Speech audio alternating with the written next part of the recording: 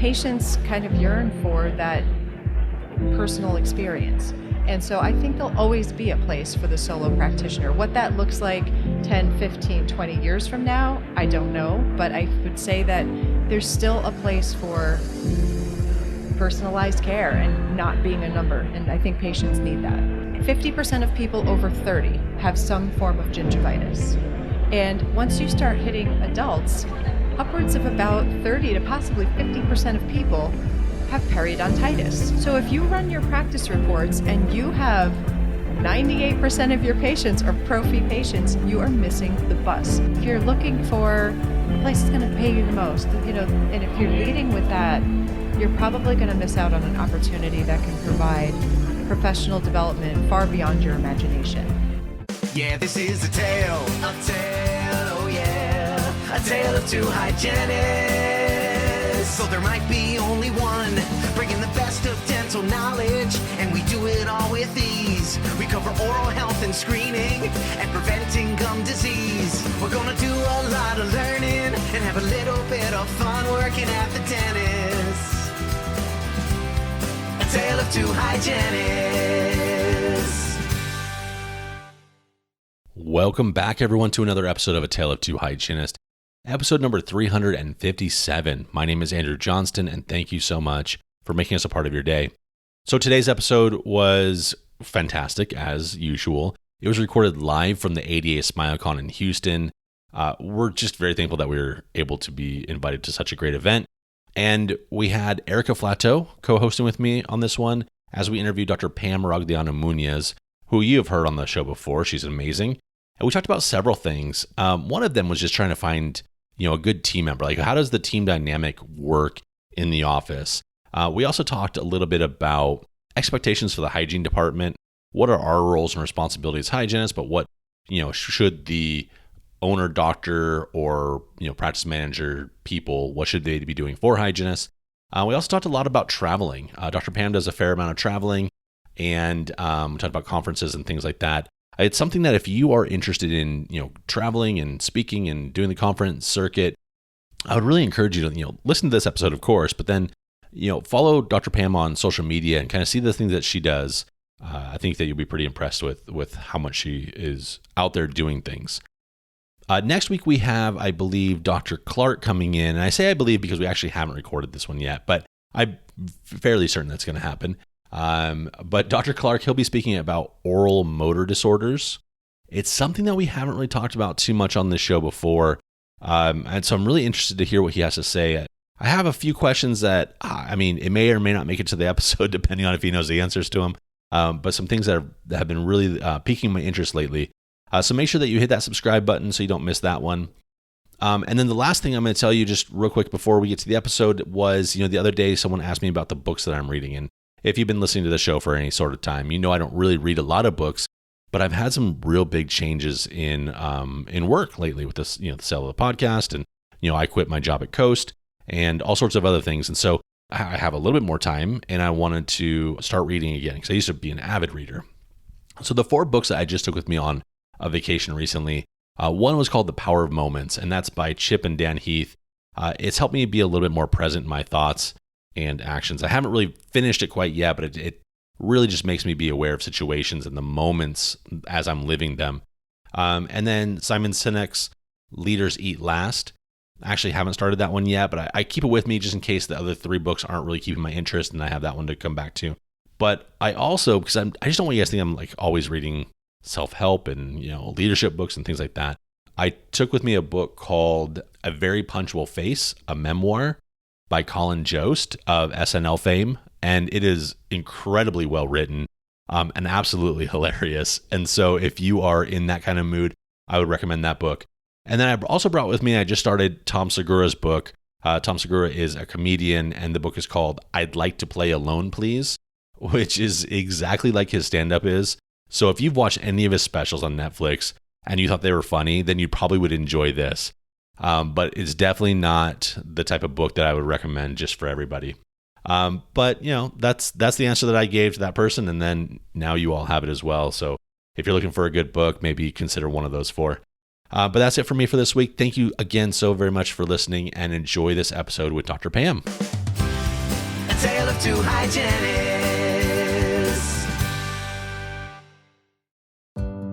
Hey friends, quick pause in the show to remind you about the CE offered for several of our episodes. All you have to do is click into the show notes and follow the link to the CE Zoom website. Answer a few of those questions about the episode correctly and you'll be rewarded the appropriate amount of CEUs. This wouldn't be possible without a partnership with our friends at Tempstars. Tempstars is more than just a temp and a placement service. They are clinician-led and education-focused and strive to perfectly match individuals and dental offices. Learn more about Tempstars.com or go back and listen to some of their tip episodes. They are absolutely worth the listen. And now, back to the show.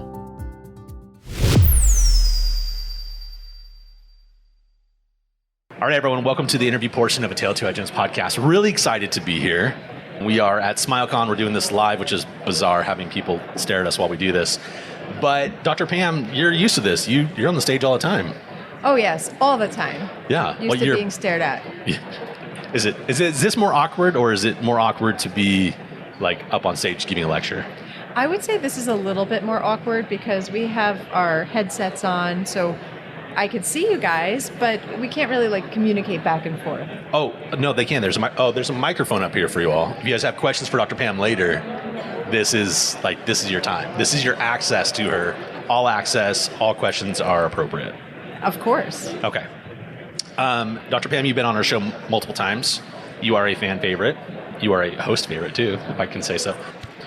We have lots of questions for you, Doctor. This, by the way, is Erika Flateau.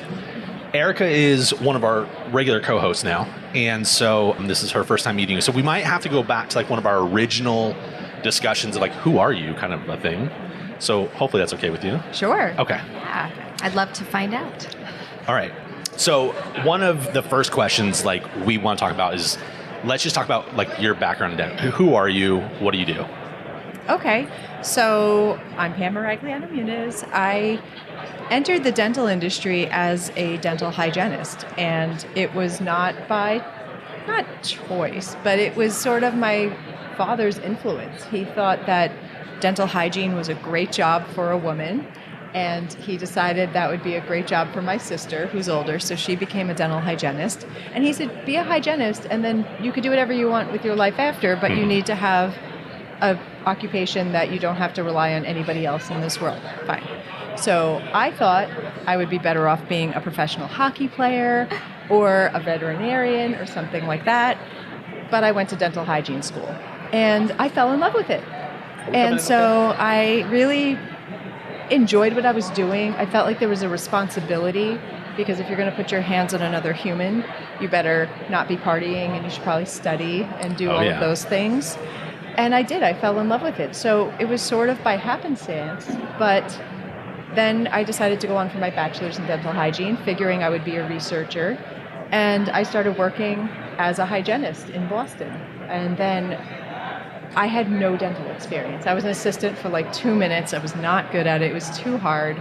And I almost fainted once too. It was just not great. And so I decided to start practicing as a dental hygienist, and I was riveted by the periodic exam. I could sometimes maybe spot a problem in a patient's mouth, but I had no clue on how to fix it. So I would literally sit there like this during the periodic exam, just because I was like, these dentists, they're just so clever. I have no idea how they're going to do this. Yeah. And I worked in 2 practices primarily.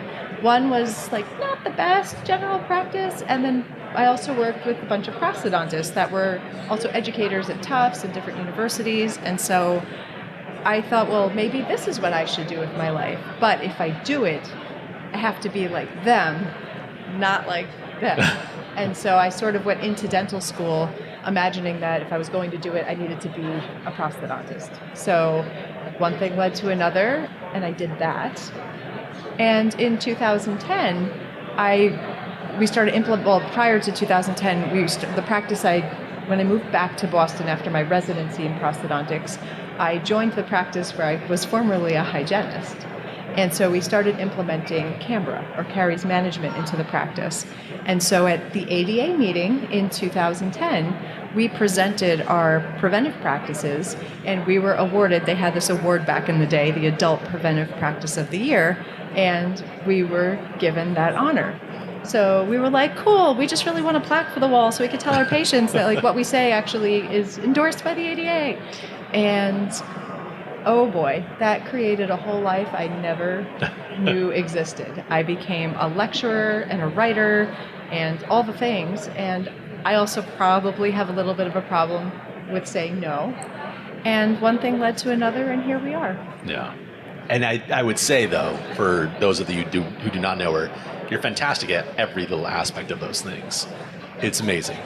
Thank you. I want to talk about, though, for new grads or maybe students that are in here, and you have a great definition on your website about this, but can you define what a prosthodontist does or is? Sure. A prosthodontist is one of the specialties in dentistry, and our focus as a prosthodontist is, I tell patients, sort of anything prosthetic in the mouth. So obviously the replacement or the reconstruction of decayed, missing, broken down teeth and occlusions, and we are able to restore them back to the way they should be or were back in the day. Do you have a favorite material? Oh boy. I don't know. I mean, right now I would say, obviously I love myself some Emax pretty much anytime, basically. Yeah. But I went into private practice almost a little smug. Like, I'm a prosthodontist. I'm going to do indirect for everything.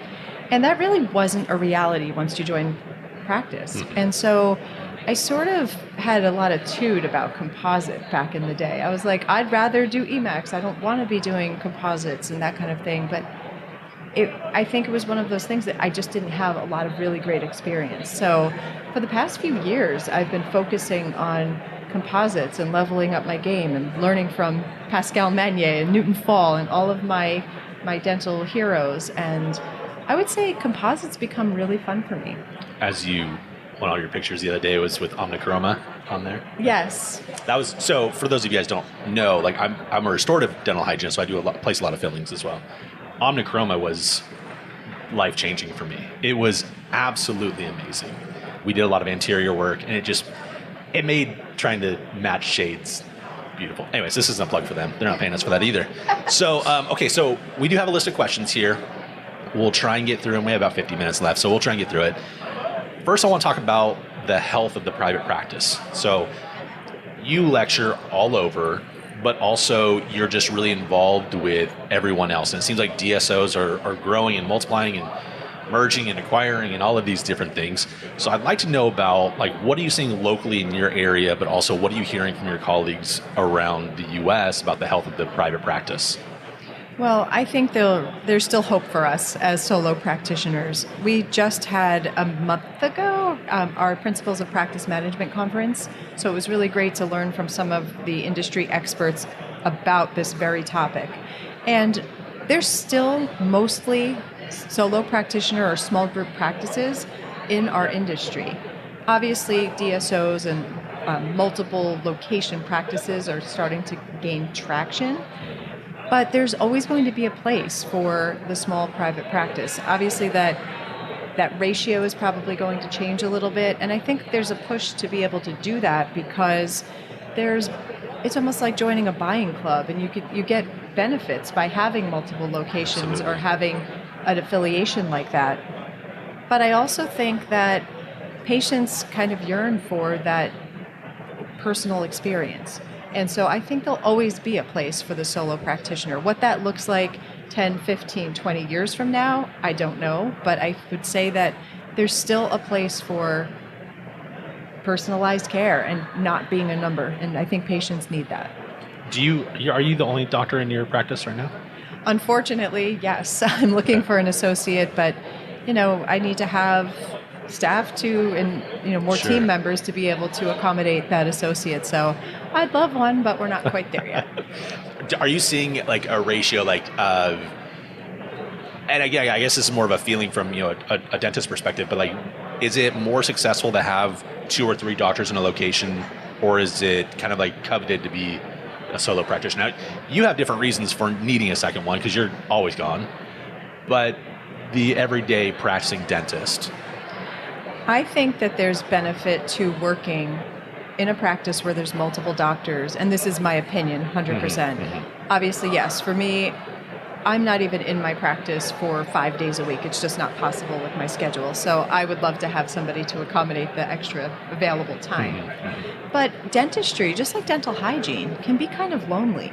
And so sometimes it kind of stinks to be the only person in your practice with that role. And so to be able to collaborate and share and bounce ideas off of, I think it's kind of a beautiful thing to work with other practitioners, but it has to fall within your practice model. And like I said, I'm heading that way, but it's for a different reason, like you said. Years ago, I feel like the ADHA had this mentor-mentee, like a matching system or a pairing system or something like that, where people would like submit and say, hey, I will be more than happy to be a mentor. Does the ADA, or is there something in that like that for dentists to pair people up? I think there's that availability there, and I think that there's obviously recruiting companies that you can pay that will try to hopefully match you up. Actual free services to find yourself somebody great to mentor, I'm not sure. I know at the university we have a mentor program, and I've always been a mentor for my students, which I think is super fun and awesome and rewarding. But I'm not sure. And I also think that we as a profession are relying on social media a lot. And there are dental matchmaker groups and things like that. So if you're looking for an associate, you can throw it out there, and next thing you know, you've got all these DMs from people looking for that role. That's fascinating. That's interesting.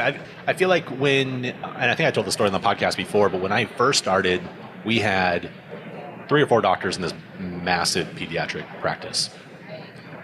And I was not consistently clearing the contacts properly when I was brand new out of school. And it was, I think her name was Debbie.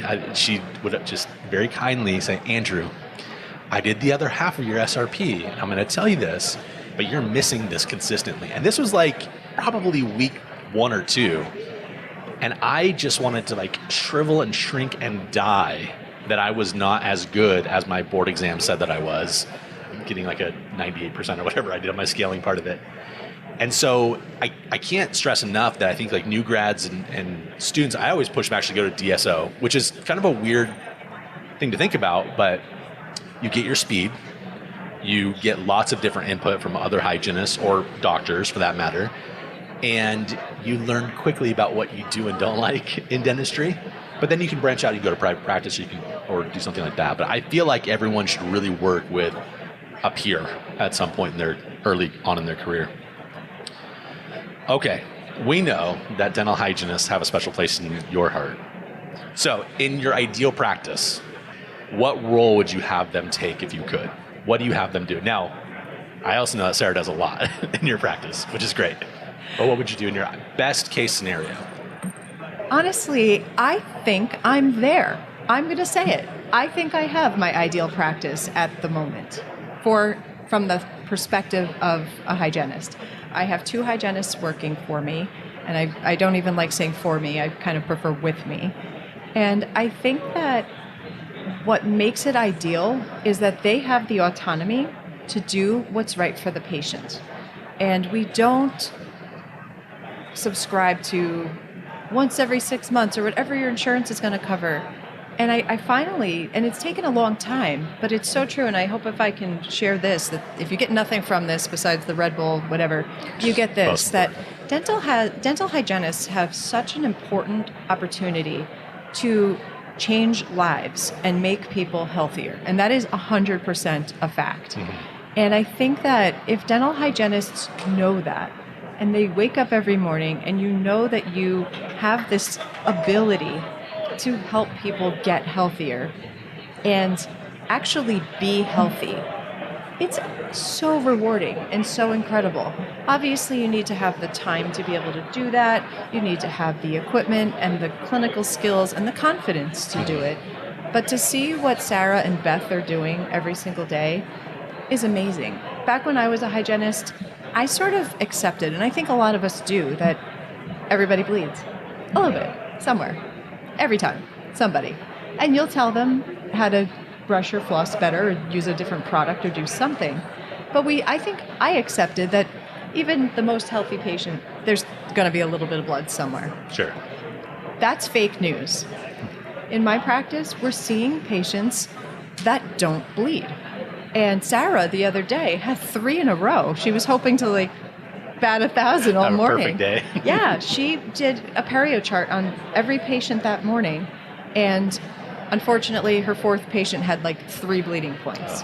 But the fact that we're able to see inflammation gone in people who had a mouthful of bleeding points, or people with bleeding points and perio, now healthy, it's just absolutely dreamy, and we celebrate that. And it's so fun, and it's fun and interactive for and with the patient, that it's just an awesome place to be. And I can't say it enough, that if you're in a role where you don't feel like you're making a difference in your patients' lives or in your practice lives, or you're not valued as a valuable member of the team, there's places that will value you. Because, gosh, once you're allowed to just set free and fly with your dental hygiene wings, the things that can happen are incredible. But I feel like even 3 patients in a row, that's very rare that you're going to see 0 bleeding. There's got to be something in your either protocols or instrumentation, or something that's different about what you all are doing. What are you guys doing differently? I think one of the, I hate the phrase game changer, but that's something that's been a practice changer is, I can mention products, right? Oh, yeah, I don't care. They're not paying me, but whatever, it's true. Florida Pro, total practice changer, an intraoral camera, and GBT, guided biofilm therapy. When you engage your patient differently than the way I was taught back in the 90s, and you engage them at that moment when they need it most, all of a sudden they get it, and the light bulb goes on, and they're now accepting that they have an issue and that we can partner with them to help them. And we have all the things, perio protect trays and probiotics and all of those things. I mean, basically whatever that person needs, we try to customize their care to accommodate that. But you have to get the patient on board. Yeah. And it's really in that delivery and getting them to understand that. And once that happens, the magic that can take place is just incredible. And it's been amazing to watch, and I'm so proud of them, and so proud to be part of the team with them, to see what we're seeing for our patients. Gosh, you're so good. Let me ask the audience something real quick. Just, you guys know what GBT is? Have you heard of GBT? No? Okay. We'll come back to that one. We also have a great podcast on it. And then also, do you feel like you have the autonomy to use probiotics, perioprotect trays, whatever you want, as far as recalls, adjusting recalls in your practices? Do you guys have that ability? No? Okay. It's unique what you're doing. I'm just saying, I think when we're talking about health outcomes, the majority of us are like this. We don't have the ability to adjust to a 4-month or a 3-month recall, or use GBT, or use all of these other things. Well, GBT obviously takes an investment on the part of the practice. So that financial I understand. And also educational investment. Yeah, I mean, it's a total dental hygiene protocol changer, 100%. Mm-hmm. But why not? I can't imagine as a dentist walking into a periodic exam while the hygienist just spent 40 plus minutes with this patient and says, I think for these reasons, this patient needs to be seen more frequently. Why the hell would I say no? It doesn't make any sense, especially when they're engaged to do that and the patient agrees to it. And obviously we can go over whether or not they have coverage for it, but patients, if they need it and they believe they need it, they're going to get it. And all of a sudden, your hygiene practice is growing. The practice is becoming more profitable. Why would you push somebody down and not allow all of those things to happen? I'm sorry, that makes no sense to me. Well, and when you're empowering your hygiene team to have the freedom to speak without you in the room and with you in the room, and they know that you're going to have their back and support them when you come in, they're going to, because they really are the expert in that department, it's going to become more effortless, and their connection with the patient is going to grow because they know that they have your support, and they'll feel as though they can really express their concerns to the patient without any reservation. But I do have a burning question for you as a hygienist. I know you do a lot of tooth replacement, and you do some of the 4-on-1 replacement of an entire arch.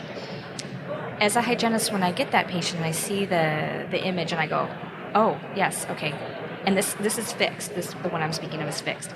How do I help take care of that patient? How do I maintain that at the hygiene visit? What tools and instruments do I use? Well, here's another plug for GBT because it's really a simple way to do that. I wouldn't say I do all on fours and that kind of thing in my practice. I feel that I provide appropriate care. Yes, I'm a prosthodontist, so yes, there are people that need a full reconstruction, but I also have patients where I'm just their dentist. And do their crowns. And my goal is for them to be in hygiene and never see me. I just get to see them at their periodic exams. So that's truly my goal for every patient. I think engaging the hygienist in all aspects of restorative care is incredibly important, especially for long-term outcomes. For an implant-type prosthesis, GBT is awesome. We also love Stella Life. There's a lot of products that we use to hopefully help keep them healthy, whether it's immediately following surgery, during provisionalization, and then obviously the final restoration. But even my fixed restorations, I've sort of tweaked what I do. I know it's going to sound a little crazy, but and you just build it into your fees. It's not something that you have to sit there and nickel and dime your patients for every 5 seconds. But say, for example, I'm prepping a full arch of crowns. So I do that. They'll go in and see my hygienist for a quick appointment, just for a quick airflow before final impressions. And then before delivery, they're going to see the hygienist again. Quick little airflow, just kind of let's break up that biofilm. And then after delivery, I can't say I'm magical at removing every little speck of cement. So I want them to come back and just see how their tissues are settling in, and also have my hygienist do kind of a one-over after delivery so that we can make sure that we have them ready to go. And if hygiene isn't part of this entire process, how do you prioritize maintaining it later? You just can't. It's a lot, doctor. I'm trying to think like, okay, now I'm the hygienist and doctor's sending me a patient every step of the way. I'm like, all right, I will fit that in here. I will fit that in here. How do you find the hygienist that gets your philosophy, that's on board with you? So I did this a little bit backwards, but moving forward, I will do this. So I hired people that I really thought would be somebody who aligns well with me. Actually, shout out to A Tale of Two Hygienists. Sarah heard of me here. And so Sarah, really? Yes. I didn't know that. Yes, Sarah had heard of me from being a guest on The Tale of Two Hygienists, and she follows your podcast. And she lives in Massachusetts, and she's like, one day I want to work in her office. That's what I want to do. And when I was looking for a hygienist, Amber Auger called Sarah and said, Dr. Pam's looking. And she's like, oh my gosh, I'm going to interview there. And she did, and she's been such a blessing to have in the practice. And thankfully, coincidentally, our philosophies align. Beth is a little bit of a different story. She worked with a really good friend of mine in Nashville, Tennessee. And when she was moving to the Boston area, my friend was like, no, there's only one place you can work. You have to work there. So poor Beth has to schlep all the way from Boston to Salem every day. And she does it, and thank God she does. Recently, what I've done is I've put together an office mission statement and my vision for the practice. And moving forward, before I hire anybody, you're going to read the mission statement. You're going to read the vision. And if your soul doesn't align with mine, then it's not going to match. Yeah, I like that. It's interesting. I'm going to go back to one more other thing we talked about before. The scope of practice. I want to know, are lasers legal in Massachusetts for hygienists? Is that something your hygienists do or not so much? Or do you guys not do it in your practice very much? We don't have a laser at this time. If for some reason Beth or Sarah felt strongly that a laser would enhance their practice in a certain way, we would certainly investigate it. It just hasn't really happened. I mean, so there are things we're moving forward doing. So I think our new focus, if you will, is going to be bacterial testing. And I know Sarah and Beth are testing different tests to see what fits best in their hands and what kind of aligns with what we're doing. But yeah, I mean, it's legal, but we just haven't done it. But it's not off the table, and it might be something that joins our practice in the next couple of years, but I'm not sure. Is the bacteria testing that you guys are looking at, is that send out and have it analyzed? Yes. And then, okay, all of them are? Like, they're not doing like do you remember they used to, like, for a while there, like, every practice was getting their microscope out and looking at slides and doing that? It's not that. No. It's really identifying which okay. Yes. So my other question was going to be, okay, you're coming in for the recall exam. What are your expectations for the hygienist to either report to you? Like, what's that? Do they come find you, report to you in the office? How do they express their concerns? Also, what do you expect them to find for you? I don't expect them to find anything for me. I expect them to find, if there's something to be found, I want them to identify it, whether it's oral path, whether it's caries, a fractured tooth, a failed restoration, or perio. Mm-hmm. It really doesn't matter. I just want them to be thorough in their investigation. In my ideal world, I wouldn't have to do anything. The patients are healthy, but obviously that's not a reality. So I think, again, it comes down to GBT. You follow these steps and you do your assessments. It's sort of an unspoken thing that when I walk into the operatory, and sometimes if there's something up, they usually grab me ahead of time before I walk into the room. But for the most part, your day-to-day, I know my patients, they know our patients, so it's pretty routine. Mm-hmm. But if I walk in and on the TV at the far wall is the perio chart, I know we're talking perio. If I walk in and there's intraoral camera photos, I know we're having a conversation about restorative. Usually there's one focus over the other. And so sometimes it's both, but I know when I walk in, just by what's on the wall, what we're going to be focusing this exam on. That's great. That's perfect. All right. Ooh, okay. This is a good one. I mean, maybe it's not a good one. I don't know. We'll find out. So production. It's a 4-letter word, I think, in dental hygiene specifically. We don't want to be production focused. However, coming from like the DSO corporate world, you have to look at your numbers, and especially as a practice owner. So my question is like kind of different parts. One, do you discuss production numbers with your hygiene team?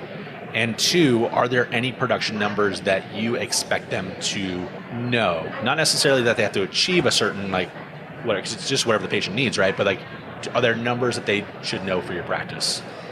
We have practice goals, and obviously hygiene's part of that. So there's goals, and hopefully we achieve them.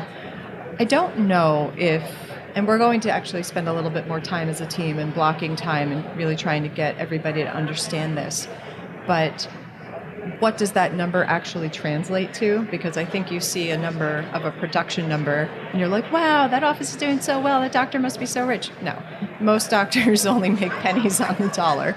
So, yes. It's certainly when you see one number, it's not enough. But one really great place to start is, and I hate to say it and I don't want to sound negative, but none of us are special snowflakes. So if you look at just statistically, 50% of people over 30 have some form of gingivitis.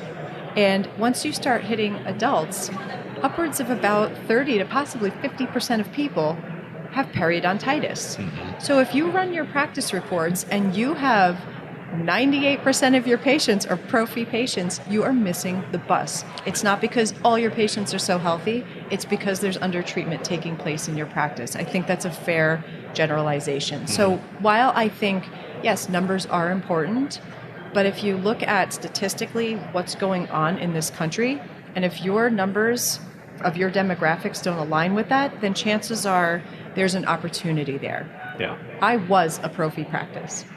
Hands down, prophy practice. Now, can we clarify that real quick? You're billing out a prophy code, but you're not doing a prophylaxis procedure. If you ran my reports, I think 5% of our patients had perio maintenance or had scaling and root planing. Yeah. Everything was, when I say a prophy practice, we just billed out a 1110 for everything we did, right, regardless of what you actually did on the patient. Yeah, okay. Sarah comes along. And obviously 2020 didn't count. So if you compare the full calendar of 2019 to our full calendar of 2021, Sarah's production by herself increased, so just hygiene production increased by $84,000. Jeez. And now all of a sudden, we didn't kick out all our patients and just bring in unhealthy people. Our numbers actually align with the statistics of our country. So that makes more sense that our patients are being treated appropriately. So in comes Beth. And so because now most of our patients are on a 3 or 4 month recall, it takes bacteria about 3 months to mature. So if you're waiting for 6 months, you kind of missed the boat. Inflammation will take place. Right. Most of our patients are on a 3 or 4 month recall. And there's that handful that must be on 6 and fine. Do whatever you got to do. Sure. But for the most part, that's what we're looking at. Huge advocate for fluoride varnish on all adult patients. We also do, adjunct things, perioprotect and, that type of thing as well. But Beth and Sarah, when we look at our reports, if you look at, here we are in 2022, Sarah's numbers from all of 2021, they hit in July.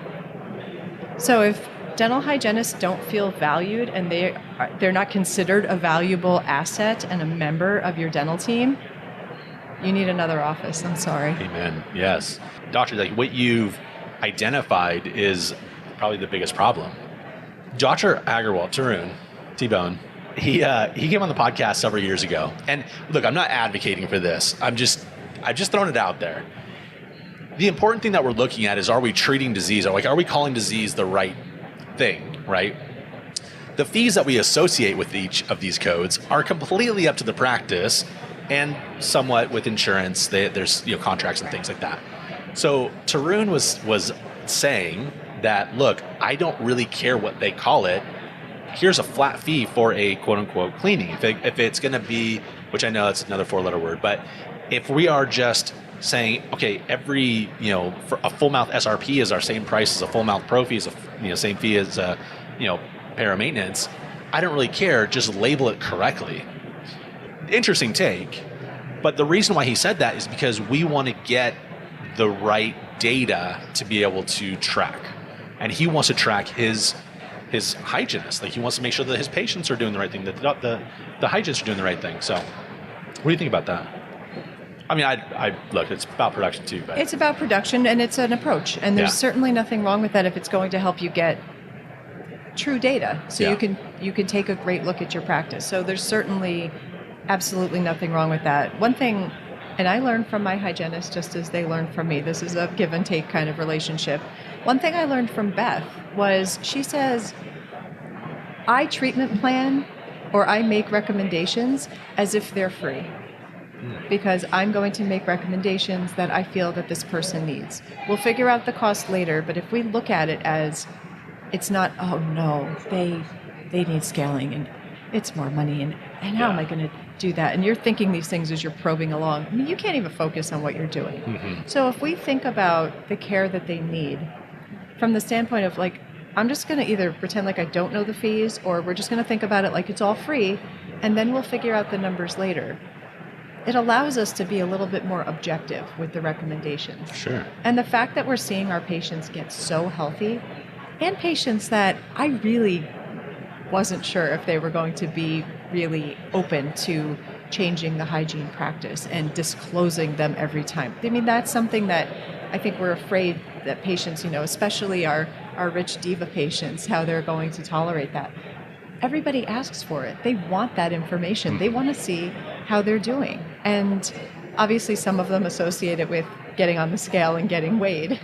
But other ones say, I want to see, I've been working hard. Is it working? And it is. And it's really incredible to see that happening. So however you cut it, if your patients are getting the care that they need, who cares if it's the same price versus, however, it doesn't matter. Yeah. One thing, for the practices that do GBT, do you feel like there is, I don't know how to say it, but okay, so let me explain the patient experience, and then I'll see if I can figure out what the question is behind all that. So the patient comes in, one of the common complaints is, hey, that perio maintenance felt the same as a pro fee, or that SRP felt the same as what I've always been. But I feel like, and so when we're asking them to pay a higher fee, then they're like, well, it's the same thing. Why am I paying more? But has GBT changed the perception of the cost for the patient, do you feel like? Like they're getting more for their dollar? Or not Maybe. So much? To be honest with you, and I don't know if everybody does what I do, I haven't changed my fees. So I brought GBT in, and the experience of people hearing their probing deaths via the Florida probe, seeing the plaque that's on their mouth and the biofilm associated with disclosing, the recommendations that are coming from that, it's paid for itself. Sure. And so I haven't actually changed my fees, but I think that when they see and feel how much different the experience is, and also how much healthier they've become as a result, we don't get a lot of pushback on our fees. That's phenomenal, because I feel like we got pushback all the time at my last place. Well, and not putting our value system onto the patient and assuming how they're going to feel about something that we need to present. I think that might be best idea about, I'm going to think of this as free, because we tend to do that, and it is in our nature to be so caring and worry about our patients. But also, do you feel as though we're kind of ripping them off if we're not properly educating them and letting them know that this is going on, and there's a lot of untapped disease in our practices, and having the fear of a tough conversation? I don't know if it's ripping them off. As it is, we're doing them a disservice. You know what I mean? I feel like we have a responsibility to tell them what we see. And it's hard because, especially probing, it hurts and they're not really comfortable doing it. But one of my favorite things, again, and it comes down to the technology really, is I hear Sarah and Beth do it all the time. They explain what they're about to do. They're going to, and obviously once patients, gets it, we don't have to do this explanation every time. But she'll explain that she's about to measure around their gums, and if they hear anything less than a 3, that's really good. If it's a 4, we'll explain all of these things. But she kind of gives them an idea of what to listen for. So she'll go through it, and they're already kind of engaged. They want to hear if there's a 4 or a 5 or a number that's higher than that. And then afterwards, she explains it to them, but also uses the research. So it's not, you're not brushing well enough, you need to figure this out. She says, hey, there's a genetic component. Do your parents have their teeth? Is there diabetes in your family? Or maybe she'll talk about their medical history and how that relates to their oral condition. And then she'll say, it's really common in America. There's 50% of people over age 30 that have this kind of inflammation. And this is what I want to do for you. I need to get in and, do a deeper cleaning in this area. I'll clean that out really well. We're going to take care of the biofilm. But I'll probably need to see you back in 3 months and follow up and see how it worked. Everybody's like, okay. It is the most amazing thing to listen to and to witness. Because even patients that were non-compliant, I bought a practice that was 32 years old. These people were in the zone, doing whatever it is that we did. Yeah. And we flipped the whole hygiene appointment. And obviously by bringing in a whole new face and a whole new approach, people that I always kind of wrote off as they're just not really that into it, or, they are a bleeder. There's bleeders in our practice. Yeah. They don't have to be that way, and it doesn't have to be that way. And one hygienist, you, could make that difference. My heart feels good. My heart feels really good with you. Okay. Patient experience.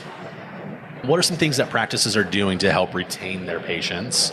/ what is the role of the dental hygienist in the patient experience? Sometimes the dental hygienist is the first clinician that they're encountering. So the dental hygienist has a huge role in the patient experience. Obviously, it's how easy is it to make an appointment, how easy it is to get to the office and park and all of those things. I'm a solo practitioner, so we're super into the warm fuzzies and making sure that you feel like a person and you're welcomed and that kind of thing. But many times, if the patient, quote unquote, just needs a dentist, they'll start with the dental hygienist. And so I think it's really important for them to see that we do things differently here. And you're either on the bus or you're not. And if you're not, cool, go somewhere else, because I'll see you when you come back. I feel that strongly and that proud of what we do, that if you just don't see that value and you don't buy into it, that's cool. There's plenty of offices that you can go to that don't provide the level of care that we do. So have at it. So the hygienist is the first person, the first clinician that's going to provide this education and what the practice is about, and bring the energy and the happiness. And if they're healthy, we're going to celebrate that. If there's ways that we can help them, we say, we're going to help you, and this is going to be great, and I can't wait to work with you more. And never make them feel bad about it, But that's a really important part of the patient journey. And I hate to, again, talk about GBT, but the process itself is eye-opening, it's educational. There's places where you can engage the patient at such important times so that they will accept the care recommendations that you're giving. But also, the actual therapeutic part of that appointment is so comfortable and so different from what they had before. So I feel really confident that the hygienist is a great person to start the patient experience. In fact, many times, I know Sarah's had this discussion with me so many times, is she wants to be the first person that the patient meets because she wants them to be healthy and she wants to get to know them, and she does not want an assistant taking her FMX. She wants to be there for that whole appointment so they don't feel shuttled back and forth. They're here and they're part of that and they get that entire experience, and I'm very thankful for the hygienist for doing that. There's so much conversation that happens during that FMX in between all those images, and then when you're there, you don't have to have someone shuffled into your room and explain real quick what half an hour has already gone by. It's a totally different experience for them. I mean, you break the ice, right? Like you don't have to have that kind of awkward couple of minutes in the chair. Now you get to have it while you're taking x-rays. So when you're in the chair, now you can do your motivational interviewing and discussions and all of that. So for you guys, GBT, we talked about it already, but I need you guys to look it up. So it's guided biofilm therapy. So even if you don't have some of the instruments with it, there's still a 8-step process, right? Of all of the things that you're supposed to do that will absolutely enhance just the way your patient care is. So, and this patient experience that we're talking about. So, doctor, do you feel that we need to have, the little wax dips and the cool cloth or the warm cloth and the foot massages and things like that? Is that what a patient experience is all about? Or is it the conversations? Is it I think it depends on the practice. If that's part of your vision, is to bring spa-like services and hygienists have time to dip their hands in wax and do all that stuff, you just have at it and have a great time doing it. And if that's part of what you believe, you just do it.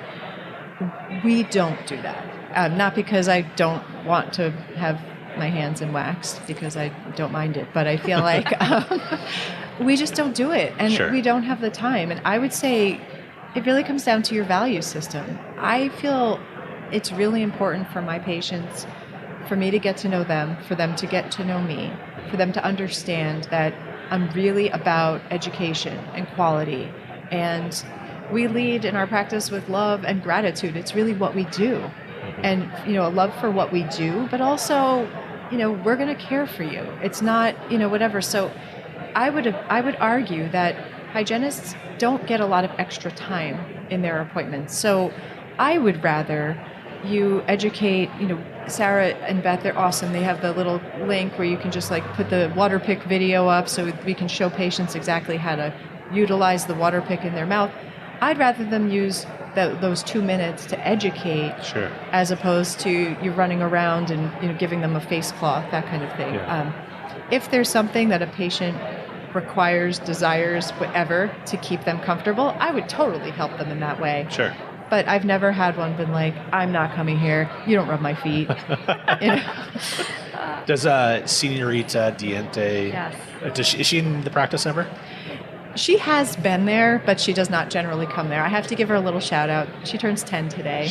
By the way, Erika, that's all she wanted to talk about for this whole entire podcast, an hour of, she's the pup. She's my dog, Senorita Diente. I was wondering if she was ever in the practice and comforting patients. She's so cute. So, all right, I'm just going to be real. And I'm saying this, and I do love her, so I'm not judging her in any way. But she's an only child. She is not a therapy dog. She's my therapy. I'll do everything for her. But she's not she's not your girl if you're like, oh, I want to lay here and have some strange dog laying on me. She's not your girl. It's just not her. Yeah. But she has been in the practice when I'm in a bind, like a daycare bind kind of thing. She's been there and she's good. She'll just sort of sleep and snore and follow me around and hang out. But she's not, you just don't know who you're going to offend. By having a dog there, or somebody who has allergies or something else. So she has a presence online, and she's always down for you to follow her on Instagram or see her on our website or whatever, but you probably will not see her in the practice. Well, happy birthday to her. Thank you. Okay, so you attend so many meetings throughout the year. What are the meetings that are hygienist, not the ones that they should be attending? Because we know RDH under one roof is like the only one that matters, right, for hygienists. But what are the meetings that our hygienists should be telling their doctors to attend? We're having our morning huddle. Hey, I just heard on the podcast, doctor, I need you to attend this meeting. That is a really good question. As we're here at ADA, and no, just kidding. As we're here at ADA, and of course ADA is number one on the list, but if we put that on the shelf. No, I think when it comes to CE and meetings, I think it's a very personal decision.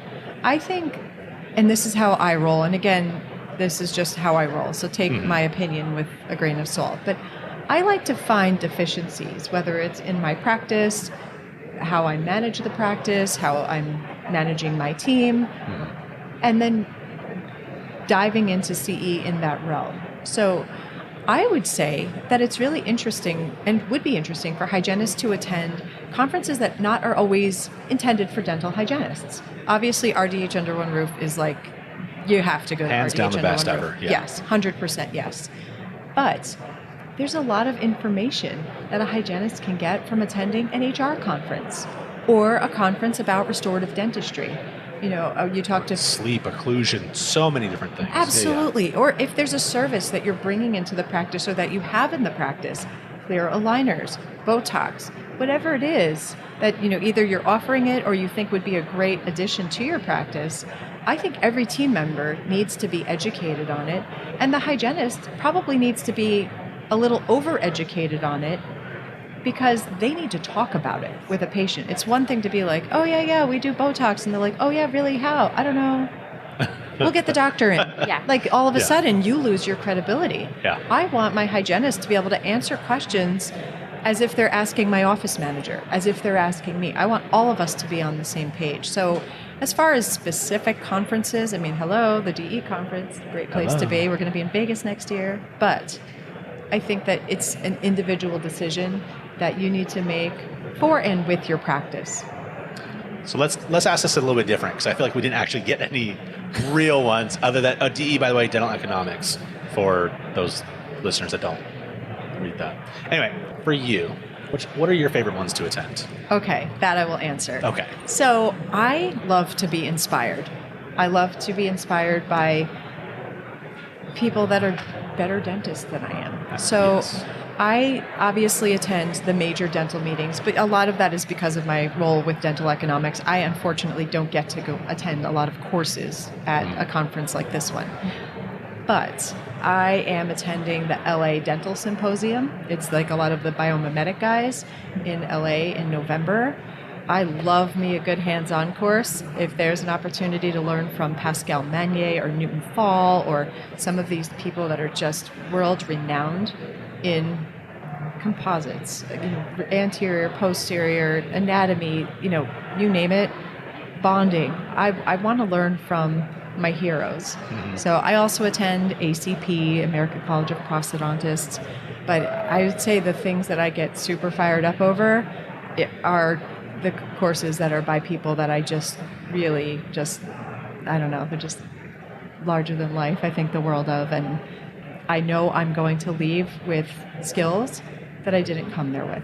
So I personally love that source of inspiration.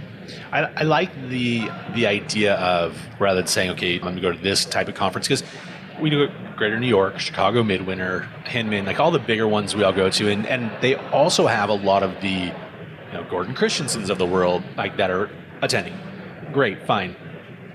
But I like the idea of what you're saying is like, hey, let me find someone who I want to follow and respect, and let me go see where they're speaking. And then I'll go attend that conference, because there's a lot of smaller conferences that do the hands-on component, that do the one-on-one communication, peer-to-peer. This is the issue I'm having, Q&As, where you don't really get that necessarily at some of the bigger conferences, sitting, in the middle of the room, just attending a lecture. There's nothing like learning from somebody like Pascal or a Newton who, in a small setting, it's just you leave with a friend, and it's somebody that you just, oh my gosh, you just really, admire so strongly, and for them to know your name, and the fact they'll sit with you and they'll hold your type it on in their hand and they'll give you feedback, it's just not going to be better than. It's like taking a hygiene course with like Esther Wilkins and her like being like, hey, let me sit with you and you can like smell her next to you. Like obviously when she was alive. That's like not even, No. I mean like back in the day. The ghost day. Yeah. But having that ability to have somebody who's just so renowned in what they do, sitting with you and teaching you. I mean, it's just, you leave just high and on a little cloud nine that you get to come back to your office and share this with your patients. There's nothing better than that. Now, I know that you've done a lot of traveling internationally. What would you say is something that has surprised you or has been most impactful that you've learned from around the world that you wish we were doing here or that you've brought back with you? Oh, wow. That's a hard question because you go to a conference like IDS, the International Dental Show. There's so many, almost like going to a concept car show. There's technology that's not quite there, or it might be in Europe and it's not available here. I think we're getting there. They've been focusing on biofilm and taking that medical approach to dental hygiene for well before it made its way here. Yeah. And so it's almost funny if you're just sort of focused on what we do here in this country, you just don't know what you don't know. And I mean, hey, I love me some ignorance. It's the best place to be. But when you get to see what's out there or what's possible or different technologies, sometimes they feel untouchable because maybe they might be expensive or might seem complicated. But by the time they make their way here, they're usually pretty dialed in, which is exciting. I would say another thing that's surprising to me is that there's some countries that don't have hygienists. Like, how does that happen? I can't even imagine.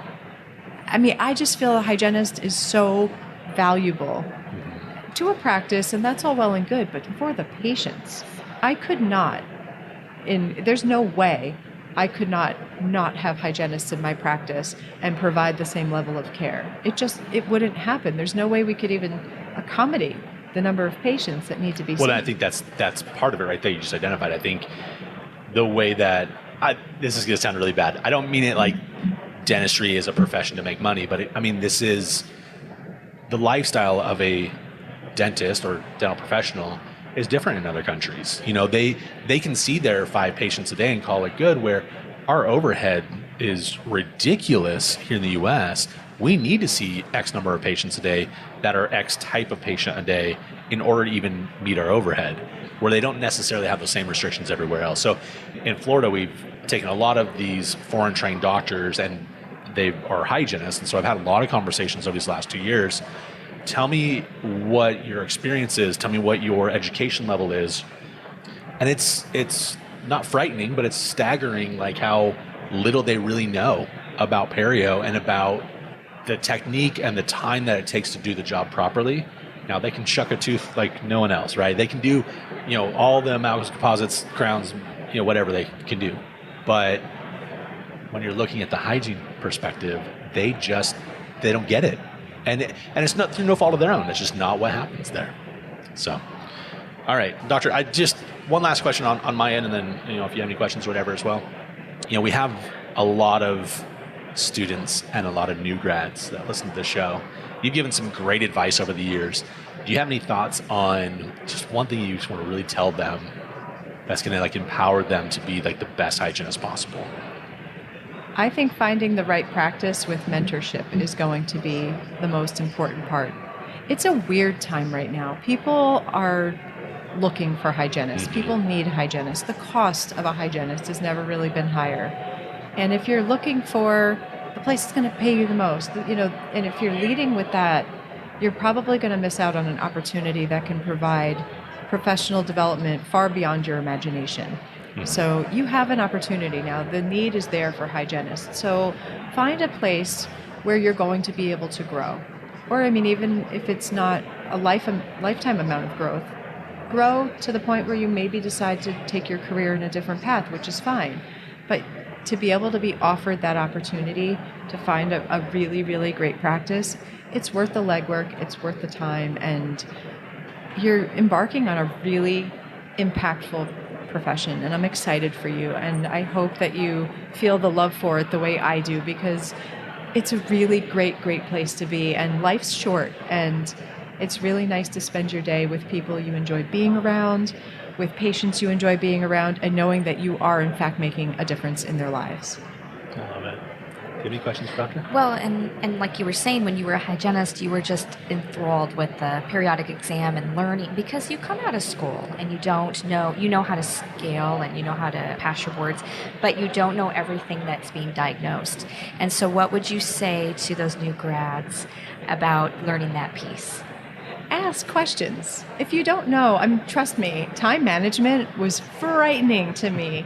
My first role that I had as a hygienist, it's like unheard of. I had 75-minute hygiene visits. Wow. And I remember when patients were due for bite wings, I would be like, "Hi, I'm Pam. I'm going to be your hygienist today.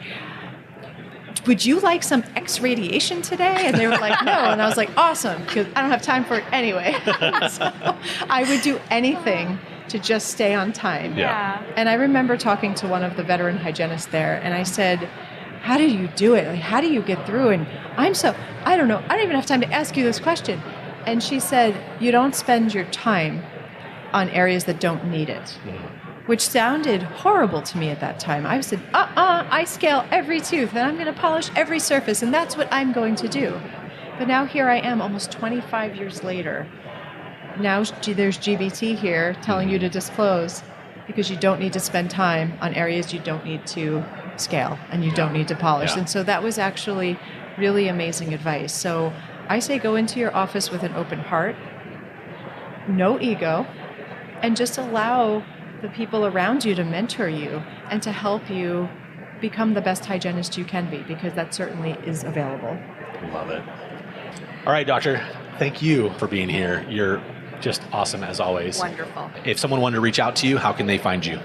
Oh, I'm easy to find. Instagram's a great one, Dr. Pamela _Maragliano, or you can find me on Dental Economics Official, or Senorita Diente _the_cav. Or I think that's probably the easiest ways on social media. I'm on Facebook. I don't tweet, so I'd say Instagram or Facebook is the best way to go. And I'm so grateful to you guys, and I love you guys, and welcome, Erika. Thank you seem like just a really great team, and I'm happy for you guys. Thank you so much. Thank you. Yeah, this is a tale, oh yeah, a tale of two hygienists. So there might be only one, bringing the best of dental knowledge, and we do it all with ease. We cover oral health and screening, and preventing gum disease. We're gonna do a lot of learning, and have a little bit of fun working at the dentist. A tale of two hygienists.